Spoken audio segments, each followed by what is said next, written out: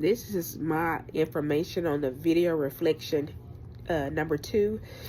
The appreciation attachment stood out mostly to me because at this age, you as the teacher often assume to go into the classroom and approach each child with a blank slate, meaning they don't know the correct way of doing things.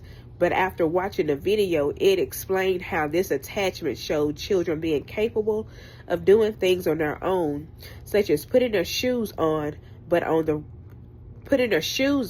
on the correct foot. So I would prefer to start from day one and teach this fine motor skill versus going along with a child placing his or her feet in the wrong shoe. Teaching the child the correct way is more important than allowing them to continue doing something the wrong way. Of course, a more practical way of allowing a child to lead would be to assist with showing which shoe go on the correct foot versus me as the teacher taking total control with placing the shoes on without allowing the child to be involved in this process.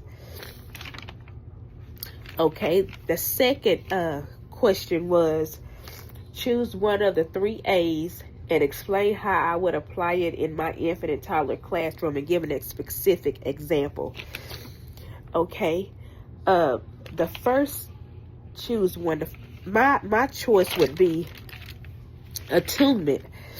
I would carefully pay attention to the students who are struggling doing or throughout the day, because some children may not have that language to alert you that they are having a difficult time. So it's very important to understand cues or hints that help is needed. For example, I have a 1-year-old who is making a couple of steps throughout the day. When I place him in a walker, he will cry and throw his upward body backwards. He is not wanting to be in that walker versus I'm assuming that he is crying due to tiredness, ready to take a nap, or etc. So it's very important when he's in this walker. First of all, I know he is trying to walk. So when I place him in this walker, it's for a reason. It's not just for me to sit down and take a rest or vice versa. It's just I have something else to do, and I don't want him to fall while trying to stand up on something and taking steps. When I say fall, meaning hurt themselves. So, and I know that when I put him in that walker, he really don't like to be in that walker. I get that.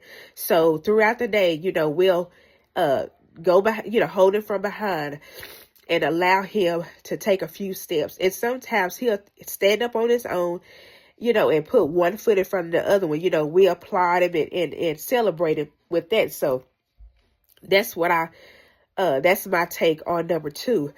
And number 3, it says, you forgive me, I'm stopped up, but I'm going to get this done. It says, how could your understanding of the 3 A's change the way you interact with children and support the families? Okay, number 3, I said the 3 A's for me is bigger than a planned day, a routine, or the basic needs. Each day will come with challenges. It is very important to go into the classroom with a positive vibe, open mind, regardless of their home life. Involving families is it's a huge factor when getting to know a child. Listen to the parents without being judgmental or disrespectful.